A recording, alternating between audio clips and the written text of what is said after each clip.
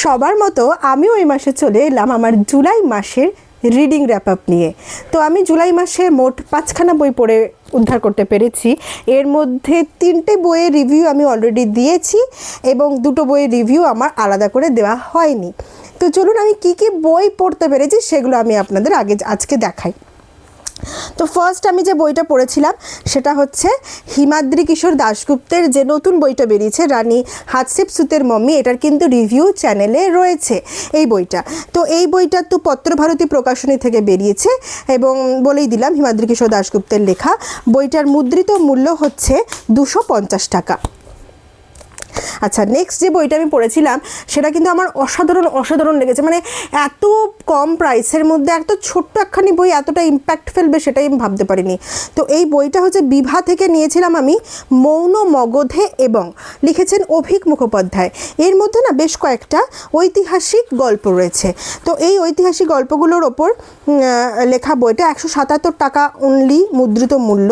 আর এখানে কটা ঐতিহাসিক গল্প আছে আমি বলি, 1 2 3 4 5 6 7 8 9 10টা গল্প আছে।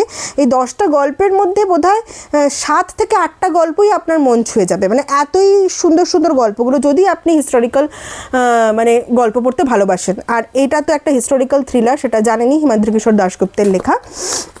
আচ্ছা, এর পরের একটুখানি আমি আমার জনরা থেকে বাইরে একটু পড়ার চেষ্টা করেছিলাম। তো সেটা হচ্ছে ভেরি ফেমাস চন্দ্রগ্রাসী, অর্ক চক্রবর্তীর লেখা চন্দ্রগ্রাসী। আমরা হচ্ছে 90s কিড, তো আমাদের জেনারেশনের ওপর বেস করে ভ্যাম্পায়ারকে নিয়ে লেখা একটি বই।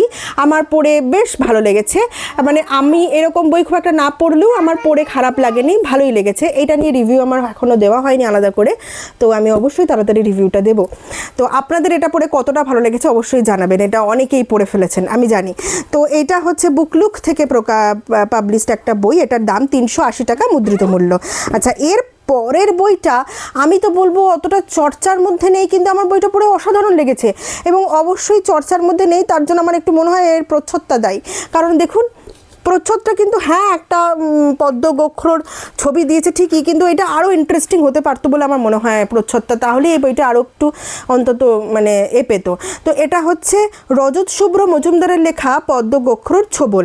এটা বিহান ডাহুকি গোয়েন্দা সিরিজের থ্রিলার উপন্যাস এটা।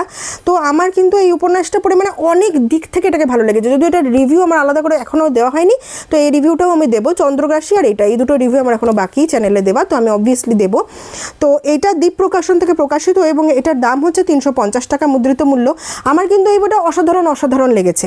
আচ্ছা, আরেকটা বই আমি পড়েছি যেটা আমার ভীষণ ভালো লেগেছে, একদমই অন্যরকম একটা লেখা।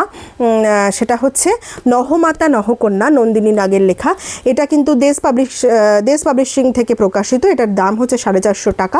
আমার একদমই অন্য জনরার একটা বই, যেটা আমার সামাজিক বই, এটা একটা সামাজিক উপন্যাস। তো আমার ভীষণ ভালো লেগেছে। এটা রিভিউ কিন্তু আমার চ্যানেলে অলরেডি রয়েছে। আমি তো এটাকে মাস্ট রিড বলবো, বিশেষ করে এখন যেরকম একটা সিচুয়েশন, সেই সিচুয়েশনে তো এটা একটা মাস্ট রিড, মানে অবশ্যই মাস্ট রিড। তো এই হলো আমার জুলাই মাসে কি বই পড়েছিলাম। 5টা বই আমি পড়েছি। আপনারা কে কটা বই পড়তে পেরেছেন এবং কোন বইটা কতটা ভালো লেগেছে অবশ্যই আমাকে কমেন্টে জানাবেন। এবং আপনাদের মতো আরও যারা বইপ্রেমী রয়েছে তাদের সাথেও আমার ভিডিওগুলো শেয়ার করে নেবেন। আমাকে যদি ভালো লাগে অবশ্যই একটা লাইক, সাবস্ক্রাইব এবং ফলো করবেন। ভালো থাকবেন, আজ আসি, আর অবশ্যই পড়তে থাকবেন।